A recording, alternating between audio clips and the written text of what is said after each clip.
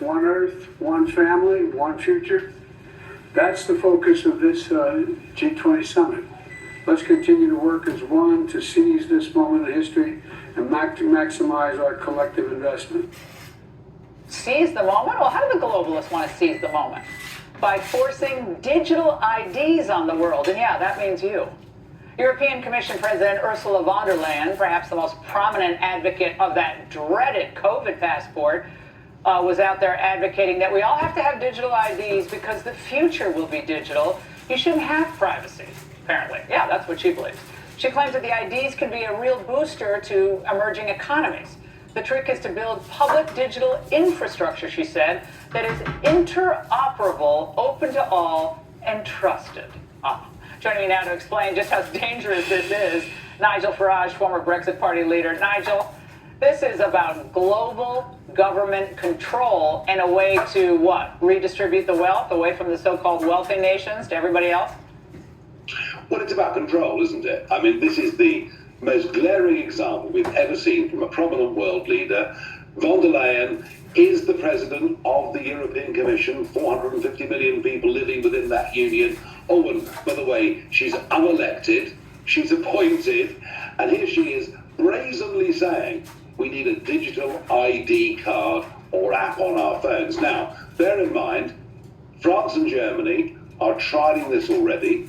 The European Union, she wants this to be enforced by the early 2030s and, may I add, backed up by a central bank digital currency, living in a cashless society, and now she wants the whole thing to go global. Can you imagine?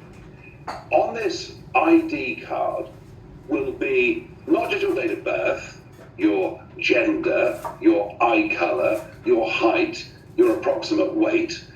There will be your vaccine status, your financial status, and goodness knows what else will be on that card. Can you imagine this data falling into the hands of bad actors? And if you think about it, That's and all I speak as somebody who's recently been debanked as a result of his political opinions, and this is happening in America too, as you well know, to lots of people. If we're not careful, we head towards a Chinese-style social credit system where unless you go along with the views of the day, you become a non-person. I cannot think of a more dangerous initiative than this.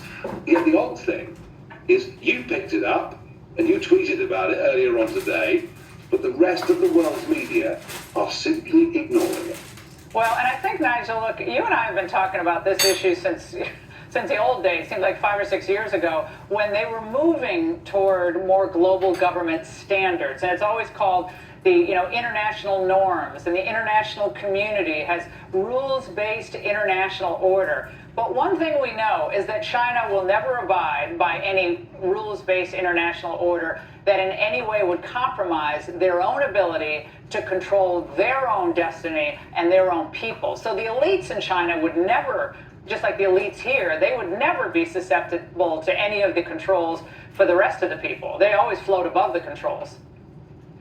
Yeah, I mean, look, for all his faults, President Xi believes in China and believes in the Chinese people. And the same goes for India and many other great countries in the world. The problem we've got is we have to ask a question whether our leaders actually believe in our nation, because they're prepared to surrender sovereignty to the World Health Organization, the United Nations, the EU, and goodness knows what comes after that. And the truth of it is, the world will be a better, more prosperous, peaceful place if democratic nation states cooperate and trade together, not give away their powers to unelected bureaucrats. And that was the Brexit message all those years ago.